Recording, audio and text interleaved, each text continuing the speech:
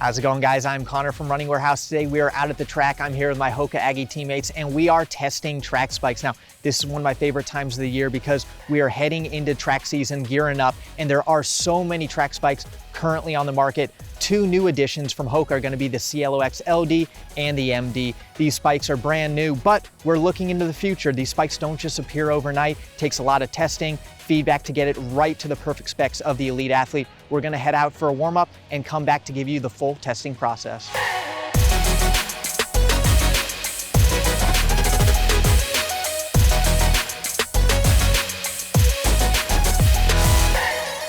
All right, so we just finished up our warm-up, got a few miles in, and over the years we've learned that getting a solid warm-up in is extremely important because we're gonna be putting our legs through the ringer, testing out lots of iterations of track spikes. Now, a lot goes into this spike testing process, and I'll give you a little bit of a rundown on what it usually entails. So first on up, we're gonna see a lot of spikes in front of us. We're gonna have the current generation of the Cielo X, we're gonna have a lot of brand competition, and then of course we're gonna have prototypes of what's to come in the future, lots of different iterations, anything from different spike layouts to different cushioning compounds. The main goal is to try to figure out what is gonna feel best on foot and what is gonna deliver the best performance benefits come race day. Our athletes will try it all out, try it at different speeds, and we will give our feedback on what we like, what we don't like, and what we'd like to see moving into the future.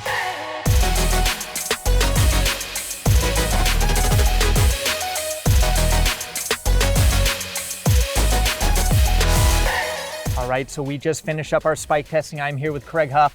You ran in the 2020 Olympic trials at the steeplechase. You got steeplechase blood in your family. Now, today we did some testing. We gave our feedback. Before we get into the feedback, I want to talk a little bit about this spike that's on the market right now, the Cielo X LD. You were basically the first HOKA athlete to try this shoe. When did you get this on your feet, and how awesome was it to be able to use it, you know, leading into the Olympic trials with really not any experience in the shoe? Yeah, definitely. I got this spike in March, right before or around the time the track season started.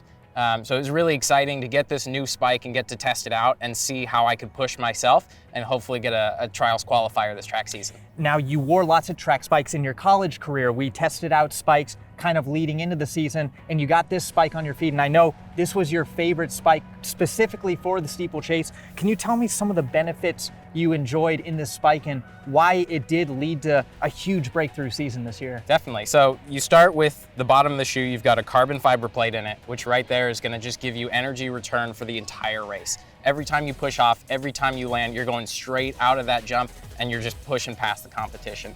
In addition, you've got all of this mesh upper here, which all of that water is just gonna drain straight out so your feet aren't swampy and wet when you're just trucking around the turns. Now, in the steeplechase in past spikes, has that been an issue when you get in the water and the spikes get wet, that you kind of have issues with sloppiness or maybe not a perfect fit? Definitely. You get wet and it just holds that water, and as you try to make the turn out of the steeplechase, your feet in the shoe are sliding and you just don't have that traction to be competitive and get into that next jump. Now, in a lot of the current track spikes we're seeing on the market, higher stack heights are becoming normal. We're seeing it in the marathon racing scene, and it's kind of moved on over to the track side.